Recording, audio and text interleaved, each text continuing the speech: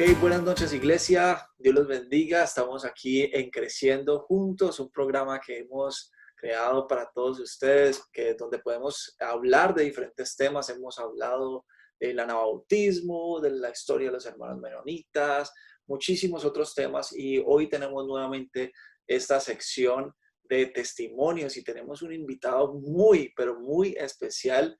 Es una persona que admiro personalmente y que ha impactado también de manera positiva mi vida.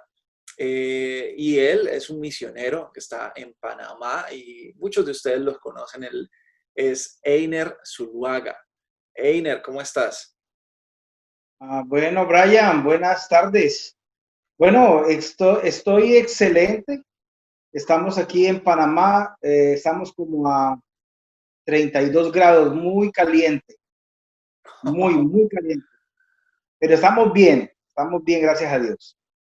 Pues me alegra, Pastor, y me alegra mucho poder contar con usted para que nos cuente un poquito de su vida. Vamos a estar hablando desde su inicio, su infancia, su juventud, su época de locura, cómo fue que llegó a los pies de Cristo, lo que el Evangelio ha tratado en su vida, su llamado, su ministerio actual, y también, ¿por qué no? Que nos cuente un poquito de todo este tema de COVID que nadie esperaba, cómo ha tocado o ha afectado también su ministerio. Entonces, Pastor, cuéntenos, comenzando desde el principio, háblanos sobre su infancia, su juventud, de dónde vienes, cuál es su historia, los momentos buenos, los momentos tristes, difíciles. Cuéntanos todo lo relevante. Bueno, yo nací en Colombia en el año 1972. Soy de un pueblito allá en el departamento de Caldas, que se llama Marquetalia, pero no es Marquetalia, Tolima, que es donde nacieron las FARC. Yo soy de Marquetalia, Caldas. Entonces, para hacer la diferencia. Entonces, es un pueblito cafetero, pequeñito, y yo nací allá en las montañas de ese pueblo. Es un lugar cafetero, nos dedicamos allá a café. Es una parte de producción de café. Eh, Yo estuve en ese pueblo hasta que cumplí unos 14 años más o menos. A los 7 años de vida, mi papá fallece y empieza una vida, pues algo difícil para mí. Mi papá fallece de una enfermedad que le dio y mi mamá queda con 4 hijos. Una mujer muy joven, 20 años, con 4 hijos. Entonces ella no sabía qué hacer con todos los hijos, 4 hijos, 2 varones, 2 mujeres. Yo soy el mayor de los 4. Entonces mi mamá, muy angustiada, un día cualquiera desaparece. Ella desaparece de la escena y yo dejo de verla. Así que quedé solo a los 7 años. Y por otros 7 años fui, digamos así, adoptado por una familia, un señor que no tenía esposa, pero tenía mamá, y él me llevó a su casa y estuve con él 7 años, hasta que cumplí 14. Luego a los 14 viene el tiempo de la rebeldía, de las dificultades, entonces huí de esa casa y llegué a vivir a una ciudad que se llama Honda, Tolima, que queda como a 4 horas del pueblito de donde yo estoy, donde yo nací. Ahí estuve otro tiempo, otros 5 años, no tanto, 14, otros 3 años, cumplí 17 y ahí mi vida se complicó porque entonces a los 15 empezó un desorden terrible en mi vida, desorden con alcohol, con drogas, y empezó mi vida a tomar un rumbo algo complicado. Así estuve, luego terminé viviendo en Bogotá hasta que cumplí 19, no, 20 años. Estoy manejando las fechas. más o menos 20 años. Cuando tuve 20 años, yo ya estaba los problemas eran mayores todavía. Más consumo, más problemas. Me metí en unas relaciones que no debía meterme, unos amigos que no debía tener, y finalmente terminé, digamos, de alguna manera metido en temas de delincuencia. Bueno, planeando asaltos y cosas así, y en eso estuve un par de veces. Pero gracias a Dios, la policía me capturó, digo gracias a Dios, porque si la policía no me captura, yo sigo en el tema, y la otra es que hubiera terminado muerto por los que llaman amigos o los otros grupos. Entonces, después de ese fracaso, yo quedé muy mal, y mi vida empezó a tener momentos de mucha depresión. Empecé a deprimirme, a consumir mucho alcohol, y empecé a tener unos episodios de quererme suicidar. Entonces, en ese tiempo de crisis, sin saber para dónde ir, para dónde venir, eh, tuve la oportunidad de venir a Cali en busca de unos familiares que tenían algunos negocios ahí en Cali, y entonces me vine a buscarlos, tíos, hermanos de mi papá, pero nunca nos habíamos visto. Entonces llegué a conocerles aquí, ahí en Cali, y digamos, ellos no conocían mi pasado, pero empezó un tiempo bueno, pero rápidamente yo estaba involucrado con los muchachos de Siloé. Allá en Siloé yo empecé otra vez a organizarme con los muchachos de allá. Siempre tuve, digamos, liderazgo, pero lo usaba mal.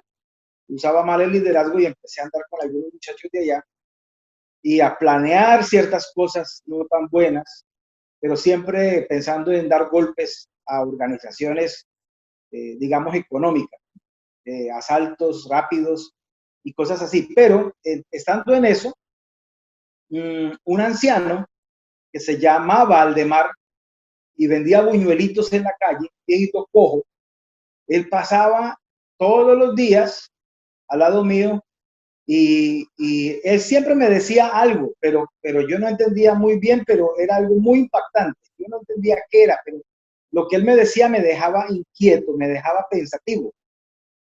Entonces, vez tras vez, él me decía lo mismo. Y un día me dijo algo que me dejó todavía más pensativo. Él me dijo: si yo tuviera tu edad, estaría rico y aprovecharía bien mis días. Mírame, mira la edad que tengo, la hora que es, y yo hace apenas 10 años estoy en un camino diferente. Hay un camino para tu vida. Y él se puso a predicarme. Yo no sabía qué era la predicación, pero él empezó a regar la palabra de Dios. Yo no sabía, él hablaba de unas frases, pero siempre me dejaba inquieto. Entonces, vez tras vez era lo mismo, y yo ya lo esperaba a él. Yo no le huía, sino que yo quería encontrarme con el abuelo todos los días en las escaleras de esa área de Siloé, al lado de la mina. Entonces yo siempre me hacía por ahí para escucharlo. Entonces un día le pregunté: don Aldemar, estas palabras que usted habla, eso que usted dice, ¿de dónde sale? Y él me dijo: mi hijo, esa es la palabra de Dios, es la Biblia. Por todo el tiempo que él me habló, nunca me dijo la Biblia dice, él nunca me sermoneó, nunca empezó a meterse con mis problemas, solamente él pasaba y me alentaba. Y siempre era lo mismo. Entonces, cuando él me dijo que era la Biblia, a mí me llamó la atención, porque yo pensaba que la Biblia, aunque yo la había leído un poquito, siempre la veía como aburridora. Entonces, era difícil para leer. Pero desde ese día mi perspectiva empezó a cambiar, porque Aldemar empezó a decirme que era la escritura, y un día cualquiera Aldemar me dijo: mira, hay un plan de Dios para tu vida, y empezó a compartirme, y él me invitó al culto. Pero no sé, por algún motivo yo no fui con él al culto donde él me invitó, y me encontré con unas muchachas muy bonitas y me invitaron a la iglesia Betel Belén, allá en Siloé. Entonces me fui con esas muchachas. Yo me sentía en el aire, porque imagínate, esas muchachas tan bonitas. Entonces yo me fui con esos ángeles para la iglesia.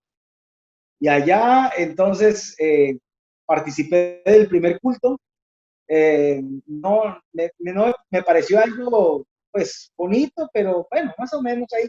Pero realmente lo que más me gustó de la iglesia fueron las muchachas. Eran demasiado bonitas, muchachas. Entonces yo seguí yendo y empecé a tener otros amigos. Y en medio de los amigos empecé a tener amigas. Pero mira, era gente totalmente diferente a los supuestos amigos que yo tenía. Era gente sana, saludable. Algunos habían salido de vidas difíciles, otros no. Pero el caso era que el ambiente era bueno ahí en el grupo. Yo me quedé en ese grupo y un día estaba predicando otro señor adulto que se llama Edgardo Torres, y él estaba predicando sobre vengan a mí los que están cansados y cargados, en Mateo. Y él estaba compartiendo sobre ese texto y él llamaba a la gente a entregar su carga al Señor, que había una carga que había que entregar al Señor, que hay que venir a Él. Entonces yo dije, yo quiero soltar esta carga. Y ese día entonces yo quedé muy inquieto. Y de ahí para acá yo empecé a buscar al Señor de una manera muy seria y me solté. Y entré, digamos así, en este camino. Tuve la oportunidad de empezar a leer la Biblia. La Biblia empezó a hacer un efecto en mí. Yo empecé a mirar, a enamorarme de Dios, a mirar la palabra de Dios de otra perspectiva. Y empecé a mirar cómo la palabra de Dios de verdad era viva y eficaz y transformadora. Entonces yo empecé a experimentar ese amor de Dios, me sentí perdonado, me sentí aliviado y empecé a experimentar una transformación en mi vida. Fue una transformación muy linda, una transformación de amor, de sanidad de parte de Dios en mi vida. Entonces, en una de esos días de mi nueva fe, yo le dije a Dios, le dije, Señor, sacándome de esto, yo voy a servir, yo te voy a servir. Yo quiero servirte, yo quiero vivir para servirte con todo mi corazón. Quiero entregarme para servirte a ti con todo. Entonces empecé, digamos, a hablar con Dios sobre esa parte de servirle y yo empecé, digamos, a tomarlo muy en serio. Y a partir de ese día yo empecé a compartir la palabra, pues de manera natural. Yo no sabía qué era evangelizar, pero pensaba mucho en la gente que estaba alrededor mío.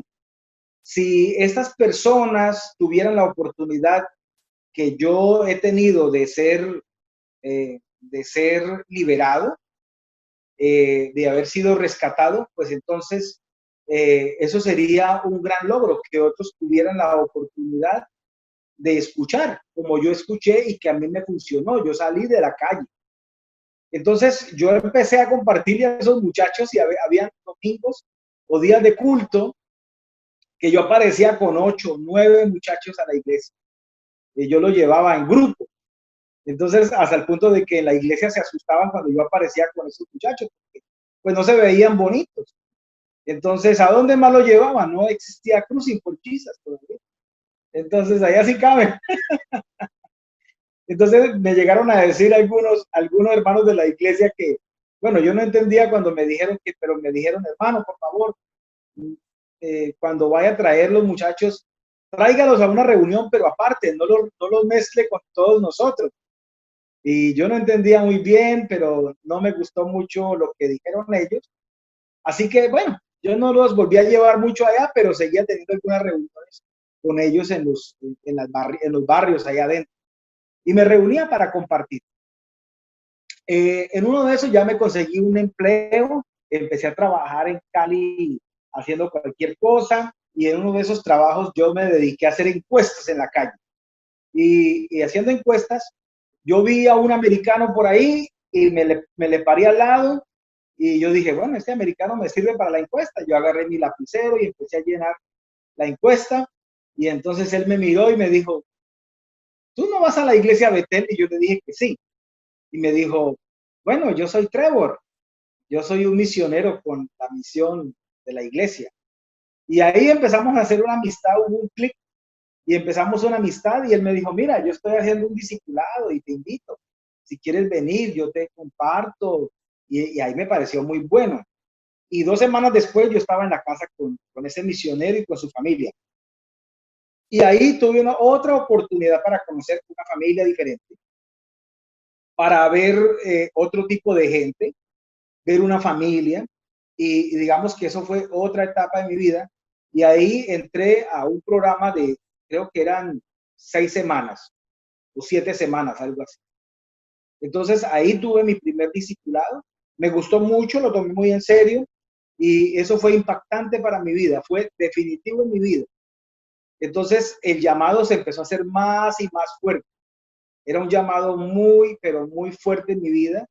Entonces yo empecé de alguna manera a entusiasmarme con un ministerio, pero yo no sabía mucho de ministerio porque era muy nuevo en la fe. Yo empecé mi camino con el Señor el 20 de marzo de 1993. 20 de marzo del 94. 20 de marzo de 1994. Ahí empezó mi fe y al discipulado yo entré 5 meses después de haber empezado mi vida mi vida cristiana. Entonces, ya el llamado estaba más fuerte cada día. Bueno, terminamos ese tiempo de discipulado y después entonces el misionero me invitó a ir a una tribu y me llevó a un grupo por allá en el Bajo San Juan, en frontera entre el Valle y Chocó. Entonces fuimos allá y yo me sentí muy impactado. ¿Por qué? Por una razón. Cuando yo era niño, sin ser cristiano ni nada, yo soñaba durmiendo en ranchos de paja y soñaba con grupos indígenas. Y yo soñaba, pero yo no sabía que existieran. Entonces, cuando él me llevó allá, para mí fue impactante, porque nunca en la vida yo había estado en un grupo indígena. Cuando él me preguntó que qué sientes de estar aquí, yo dije, siento que llegué a mi casa, siento que estoy en mi casa, y para mí eso fue muy impactante, pero supremamente impactante. Entonces, yo empecé a orar y a preguntarle al Señor si el llamado mío era para los grupos indígenas, los grupos étnicos. Y orando, me empecé a perfilar, digamos, de alguna manera, y empecé a buscar la entrada a nuevas tribus o nuevos horizontes. Pero cuando quise entrar a nuevos horizontes, la iglesia local no me apoyó. Entonces yo no me quise ir en desobediencia, sino que me sometí a los hermanos y tiempo después tuve la oportunidad de estudiar en el Seminario Bautista. Ahí yo hice una licenciatura, estudié 5 años ahí y en ese tiempo entonces, empezando, yo tuve la oportunidad, ya había conocido a Girlesa, que ahora es mi esposa, tuvimos una relación de noviazgos, ella tiene pues su testimonio también, éramos muy buenos amigos y ahí empezamos una relación muy buena de amistad que luego se concretó en una relación de noviazgo y posterior 3 años después de haber nacido. Queríamos ir a las misiones, pero dijeron que no. Los hermanos dijeron, no, nosotros necesitamos obreros en la ciudad y no en el campo. Para mí fue muy duro, para mi esposa también, ya estábamos recién casados, y fue muy duro escuchar que nos dijeron que no. Así que empezamos a trabajar en la iglesia de Jumbo con nada de experiencia, solamente con un pocotón de ganas de servir, y empezamos a servir allá en Jumbo Valle. Empezamos a apoyar un pequeño grupo que había ahí, sin experiencia, sin nada, pero con muchas ganas. Y pasó el tiempo, casi 6 años, desde nuestro matrimonio hasta que pensamos que ya no íbamos a salir a las misiones. Entonces, para nosotros el tema misionero quedó ahí y ya no había chico, no había play.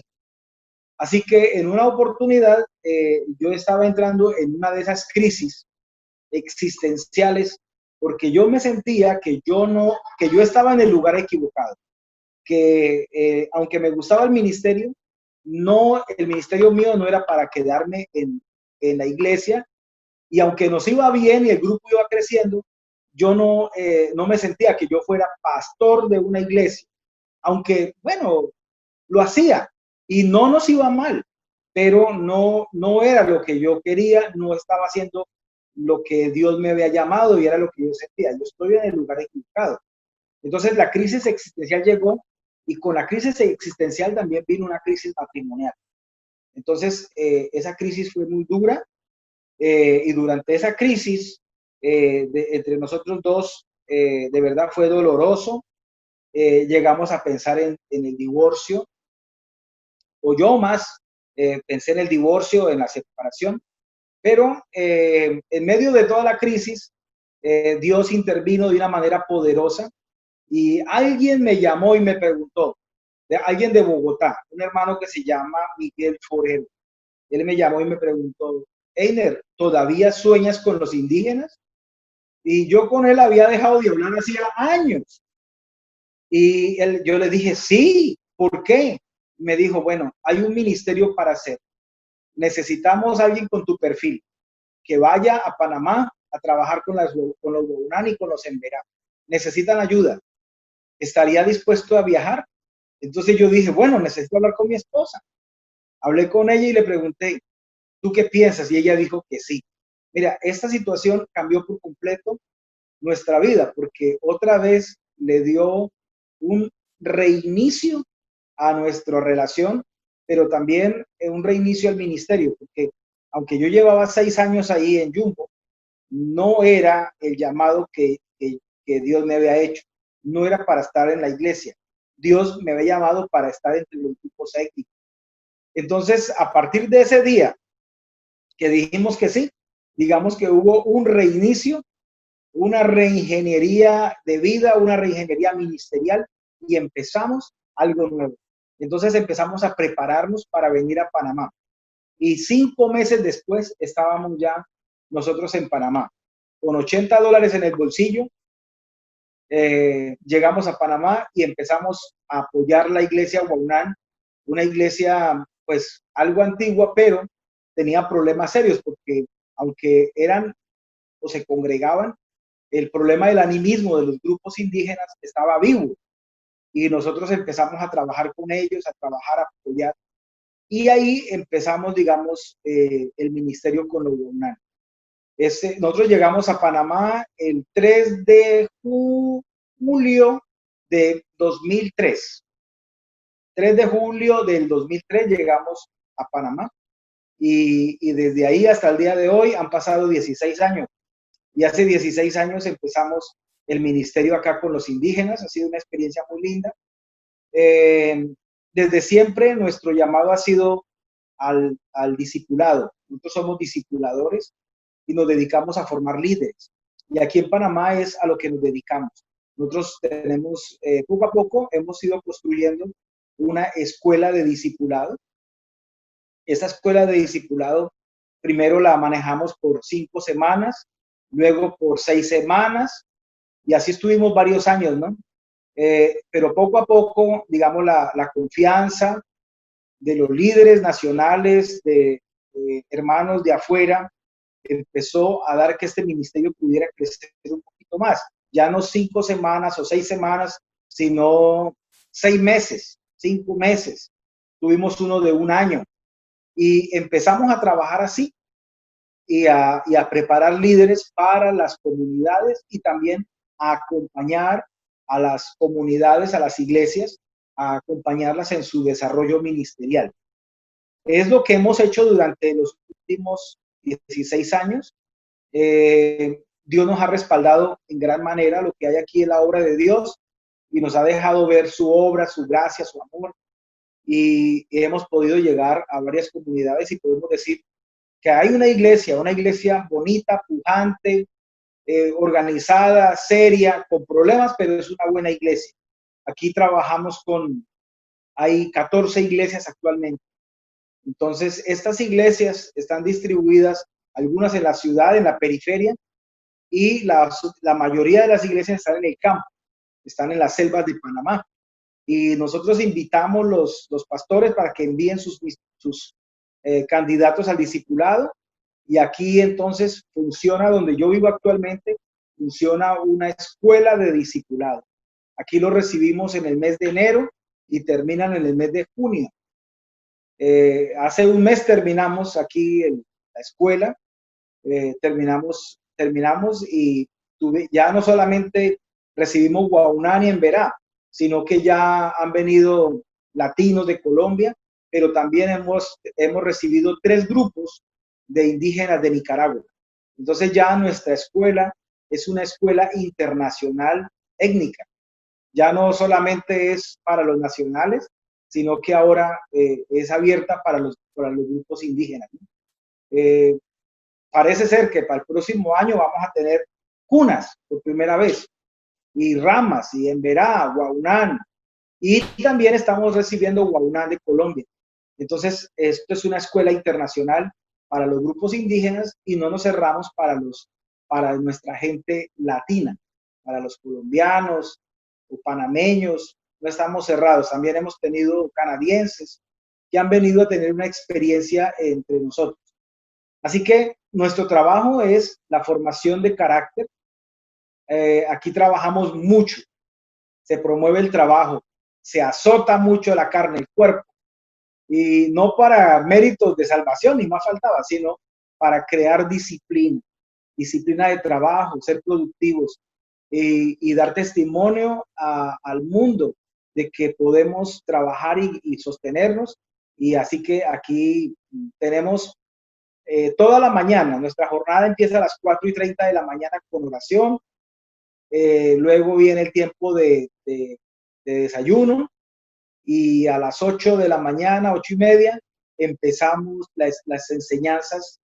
Enseñamos de manera cronológica la escritura, vamos por toda la Biblia despacio y concretamente vamos trabajando y vamos hasta el mediodía, pero después de las 2 de la tarde vamos a trabajar al campo. Vamos y trabajamos para producir la tierra, y eso también ayuda para que haya una, digamos, disciplina en la vida, formación, el valor de las cosas, y es como trabajamos, ¿no? Buscamos trabajar mucho el carácter, nuestro fundamento es el carácter. Vamos derribando cosas que no nos sirven, y la idea es crecer los lazos de amistad y de hermandad mutuamente con nuestros participantes. Y ha sido una experiencia muy linda para nosotros, y también hemos visto muchas transformaciones en las personas que vienen. Entonces, a grosso modo, puedo decir que nosotros formamos líderes para las iglesias indígenas. Nosotros estamos muy felices con los resultados que ha venido mostrando Eliam. Podemos ya dar testimonio de que este programa de discipulado trae muy buenos frutos. Yo quiero animar a todas las personas que están viendo este video para que se acerquen a nosotros y puedan obtener mucha más información. Vamos a guiarlos, vamos a ayudarles a orar con ustedes para ver si es la voluntad de Dios, puedan participar también de este programa que es muy, pero muy importante. Yo quisiera hacer un paréntesis en tu testimonio y habláramos un poquito de misiones. Primero, entiendo que pues había un llamado fuerte, sintieron un poco de ¿cómo decirlo? Como que la cosa no fluyó tan rápido como uno quisiera, pero veo también eso aún hoy en día. ¿Cuál crees tú que es el problema principal para que Colombia envíe sus misioneros? Bueno, yo creo que la iglesia en general, no solamente es Colombia, pero la iglesia en general solamente, hablo de la iglesia latina en general, sí, que hay unas diferencias muy grandes con la iglesia del norte, pero la iglesia latina solamente ve por un huequito lo que es el ministerio. Entonces nos hemos enfocado en solamente el ministerio pastoral, Entonces solo existe el ministerio pastoral, pero nos olvidamos que en el ministerio hay otros espacios y esos espacios no los dejamos, no los ocupamos. Por eso el pastor trabaja solo y muchas veces no hay un equipo que apoye al pastor. Entonces solamente hay espacio para un solo ministerio, el ministerio pastoral, pero no hay espacio para que otros desarrollen sus dones, o sea, no lo vemos así. Y ese es un gran problema, porque solamente vemos ese espacio. Entonces no le damos una buena cabida al ministerio de la enseñanza, por ejemplo, que se requiere, que se necesita. Los maestros dentro de la iglesia son fundamentales. Son fundamentales los ministerios de la administración, pero los hemos llevado a un nivel gerencial y no tanto bíblico, sino como algo muy gerencial, muy administrativo, y no le estamos dando el lugar que debe ser, según la Escritura. No le damos espacio al tema del discipulado. Confundimos el discipulado con una enseñanza bíblica cada semana, y eso se convierte muchas veces en un centro de información, pero no en un centro de formación. No hay transformación de carácter. Todavía sigue la gente lo mismo, y el problema es que esto lo lleva a la gente en sus venas y piensa que ser cristiano es ir al culto cada 8 días. Y de ahí a que salgan a las misiones hay un paso muy largo, porque si no se trabaja de manera integral, los ministerios, los llamados, no hay un engranaje completo, pues muy difícil va a ser que haya una salida ministerial, ¿no? Y que la iglesia comprenda la importancia de hacer misiones.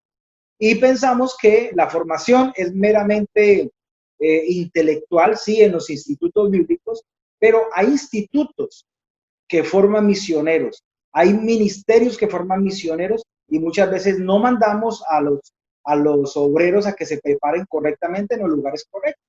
Entonces yo digo que por ahí es el primer problema. No se conoce, no se entiende qué es el ministerio de misiones, ¿no? El ministerio de misiones es visto como, bueno, alguien que sale, pero ¿a qué? Entonces no se comprende a qué sale. Por eso nosotros estamos tan abiertos a que vengan y conozcan. No estamos diciendo que somos el ejemplo, pero podemos decir que hemos aprendido y hemos crecido juntamente con los indígenas acá sobre lo que es el ministerio de misiones.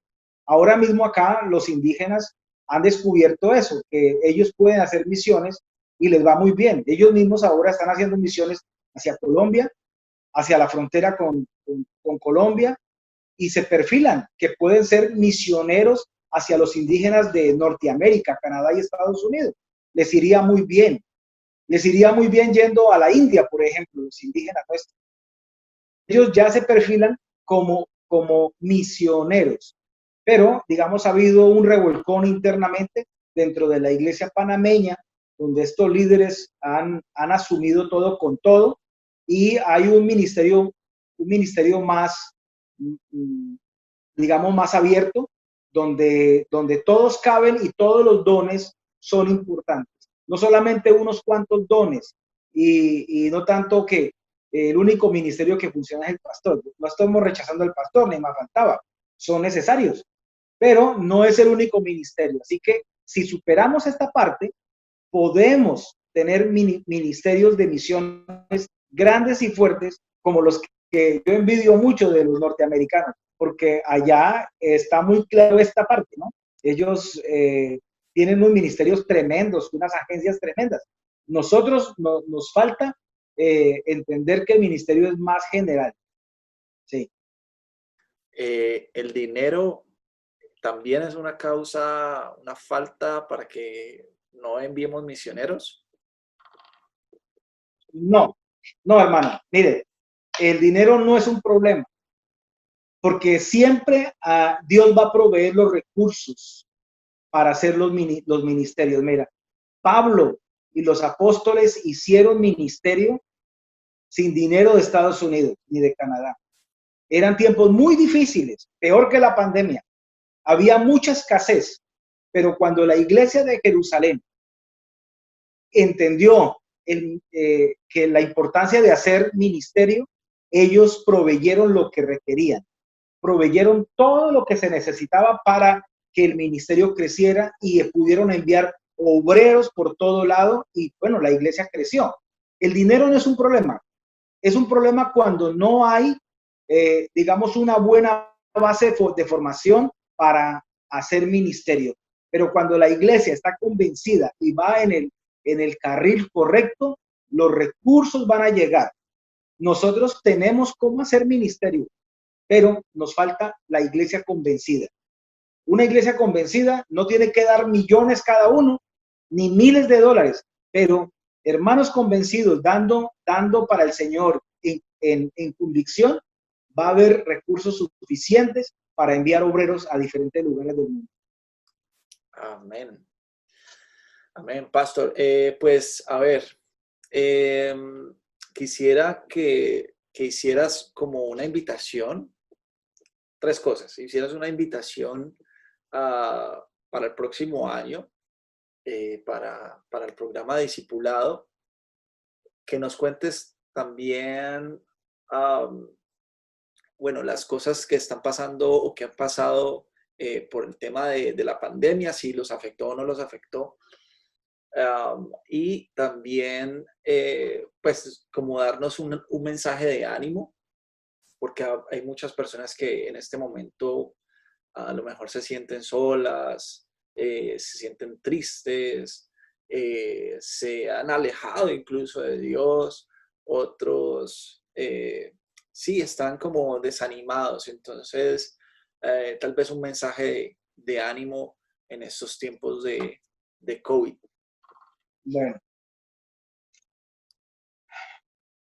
Bueno, la primera parte, yo les quiero animar a todos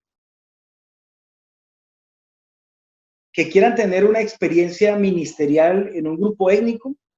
No tienen que irse para la India o para el África. Pueden venir a Panamá.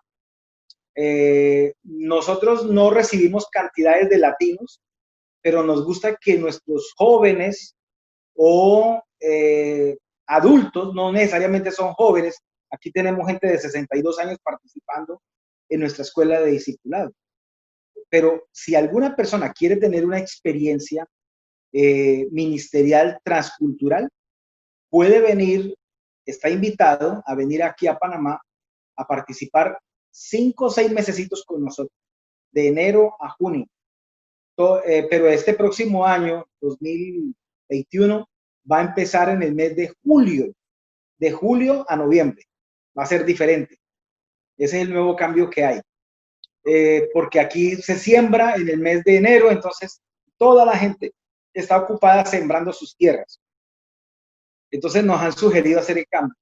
Así que si quieren tener una experiencia transcultural, pueden venir acá, cerquita de Colombia, relativamente barato, relativamente, porque aquí se mueven dólares, pero relativamente barato, los pasajes no son caros, no se requiere visa, y puede venir. Si no viene a los 6 meses, puede venir por 3 meses. O si nos quiere venir a visitar, también nos encanta que nos visiten, que vengan y nos acompañen una semanita, 2 semanitas, o si una iglesia quiere organizar una visita, también nos puede visitar, un viaje de misiones, venir por una semana o 2 semanas y acompañarnos en un viaje misionero. Es cerca, es barato y una experiencia con los indígenas es increíble. Ellos son increíbles. También quiero animarles en medio de ese tiempo del COVID. Yo tengo que decir que para nosotros fue difícil, porque precisamente el día que estábamos terminando la escuela del discipulado, ese día nos confirmaron que habíamos 5 personas positivas para el COVID. Fue duro, pero teníamos que tomar una decisión. Si lo manejamos en angustia o lo manejamos con gracia. Así que decidimos manejarlo con gracia y con tranquilidad, pero fue un tiempo muy difícil porque en estos días se le ha dado mucha relevancia al COVID y prácticamente que se le da más relevancia a la muerte que a la vida. Se resaltan más los muertos que los recuperados. Y no, el que tiene COVID va a morir. Y no, no es verdad, no es cierto. Eso, esa información causa terror en la comunidad y yo creo que eso ha sido un problema. Para nosotros fue difícil, pero tuvimos que tomar medidas y hablar con nosotros mismos, hablar con el equipo y gracias a Dios, en medio de la pandemia, nosotros aquí pasamos de 4 a 9 y luego pasamos a 20. Éramos 20 los enfermos dentro de la escuela de discipulado. Solamente uno aparentemente no tenía COVID. De resto, todos teníamos COVID. Yo tuve una crisis seria por 2, 3 días para dificultad para respirar, pero luego la gracia de Dios fue increíble conmigo. Yo le dije al Señor en oración, le dije, Señor, pues si ha llegado el momento de dejar el partido, de salir del juego, bueno, dame la gracia para salir con tranquilidad. Pero Dios fue bueno y me dio otra oportunidad. Me recuperé muy rápido. Los compañeros acá también se recuperaron muy rápido. Hubo uno de ellos, un nicaragüense, que estuvo muy mal, pero rápidamente se recuperó. El ánimo que yo le doy a la iglesia, a los jóvenes, a los adultos en general, no se enfoquen tanto de que la vida se acaba cuando llega el COVID.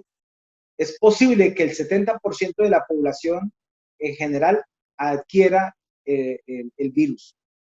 Y el hecho de tener el virus no quiere decir que se va a morir. No, hay que enfrentar el COVID con una actitud positiva, una actitud de guerrero, de no dejarse caer, porque si usted se cae en ánimo, ahí sí las defensas bajan y ahí es donde aprovecha el COVID. La otra es que hay mucha desinformación y el enemigo quiere que tengamos miedo. Entonces, no hay que llenarse de miedo, sino de valor, de ánimo. Y si toca salir del juego, cuando hablo salir del juego es salir de aquí, de esta vida, pues vamos a salir en gozo y en alegría, porque tanto que predicamos nosotros del reino de los cielos, pero tenemos tanto pánico a morirnos. Entonces, es algo contraproducente, ¿no? Yo hablo del cielo, pero no quiero llegar al cielo. Entonces, no hay que darle miedo a irse con el Señor, no hay que temer. Ahora, no estoy diciendo que vamos a morirnos ya mismo y que somos suicidas, no es eso, sino decir, Señor, lo que tú tengas preparado para mí, amén. Seguramente el 70% de la población, según dicen los expertos, va a adquirir el COVID en algún momento, pero no van a morir el 70%. Hay una población importante que muere, pero realmente no son cantidades de personas que están muriendo. Aunque uno mira los números, son muy altos, pero realmente para hacer una pandemia no están los números tan aterradores. Y yo les quiero animar, enfrenten el COVID con ánimo, que sea un tiempo para predicar el evangelio utilizando los recursos como el Zoom, el YouTube, o Messenger, lo que sea. Estos recursos modernos ayudan mucho a que prediquemos el evangelio. Que no nos desanimemos. El tema económico, mire, todo eso se va a recuperar y nosotros dependemos de Dios. La iglesia debe depender de Dios absolutamente y no depender ni de un gobierno, porque ni gobiernos ricos ni poderosos han podido resolver el tema del COVID. No hay una vacuna. Entonces, no podemos tampoco desesperarnos y recordar que en el desierto es que el pueblo de Israel conoció al Señor. El pueblo de Israel no conoció a Dios en la comodidad de Egipto. El pueblo de Israel conoció a Dios en la incomodidad del desierto. Cuando no había nada, el Señor les dio agua de la roca. Cuando no había comida, les dio el pan del cielo. Sus pies no se hincharon ningún día y su ropa no se acabó. Entonces, nos corresponde a nosotros tener una fe práctica, no una fe elevada en las nubes, sino una fe aterrizada a la práctica del día a día. Eso sería. Pastor, peticiones de oración. Bueno, yo les pediría que nos ayuden a orar por los muchachos que siguen acá detenidos, digamos así, por el COVID, que no hay vuelos, no sabemos exactamente qué día van a salir. Tenemos 8 personas aquí. Eso representa unos gastos importantes. Y aquí es muy costoso la comida. Entonces, les pedimos sus oraciones para para que haya un vuelo humanitario pronto. Están hablando de que ya están quitando los vuelos humanitarios. Eso quiere decir que entonces van a abrir los aeropuertos. Hasta ahora, tentativamente en el mes de septiembre, la primera semana. Así que oren, les pido que por favor oren por este tiempo para que los muchachos puedan salir, los nicaragüenses y los 2 colombianos que tenemos. Son 6 nicaragüenses y 2 colombianos que están varados aquí. Bueno, están con nosotros, están con su familia, nosotros somos su familia, pero ellos quieren llegar a sus casas y nosotros queremos descansar también, porque no hemos parado desde el mes de enero, ¿sí? Entonces, eso sería una petición de oración, que haya vuelo y que tengamos con qué seguir apoyándoles a los muchachos mientras están acá para cubrir sus necesidades. Esa sería mi petición de oración número 1. Y también el número 2, oren por los Huaunán. Muchos están enfermos de COVID, muchos. La razón número uno es porque están muy hacinados en sus casas, en la ciudad. Más que todo el problema es en la ciudad con los Huaunán. Ellos viven amontonaditos. Entonces, si hay un enfermo, es imposible que no se contagien los demás. Y la semana pasada se murió un hermano muy lindo, muy especial, que se llama Rito.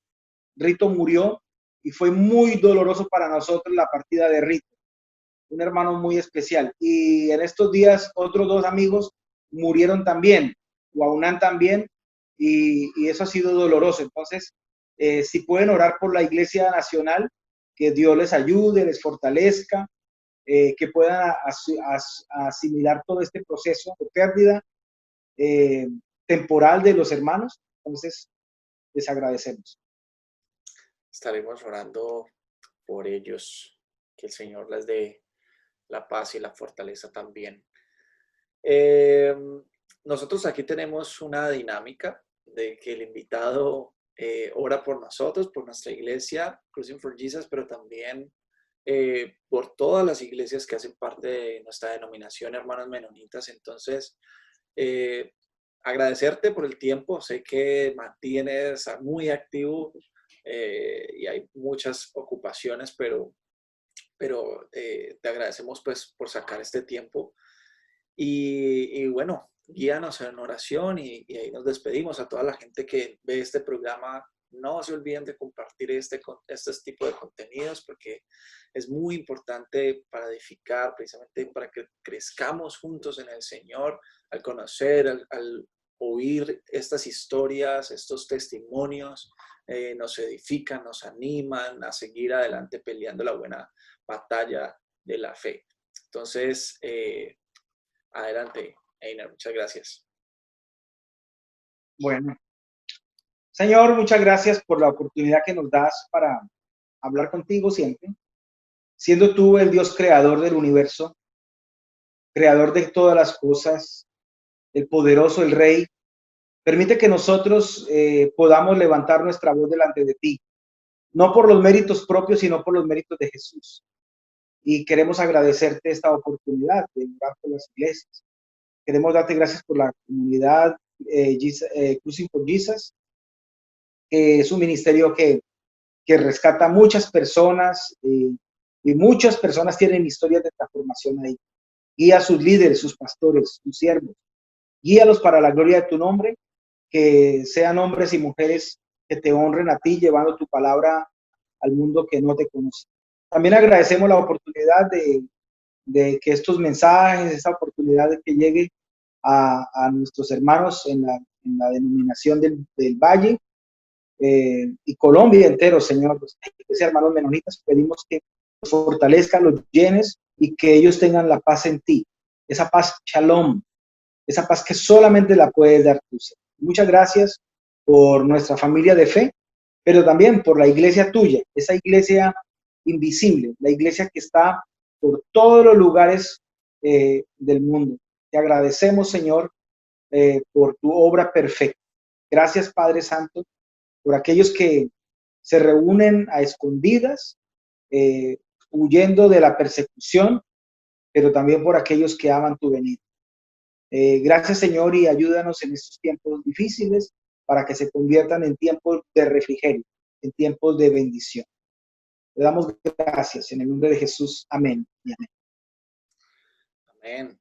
Bueno, esto es Creciendo Juntos. Les mandamos un abrazo muy fuerte, ánimo y bueno, yo sé que muy pronto vamos a poder volver a reunirnos, estar en nuestras iglesias, darnos unos buenos abrazos y seguir trabajando en la proclamación del Evangelio para darle toda la gloria a nuestro buen Dios. Dios los bendiga. Un abrazo. Ay, abrazos, Dios les guarde.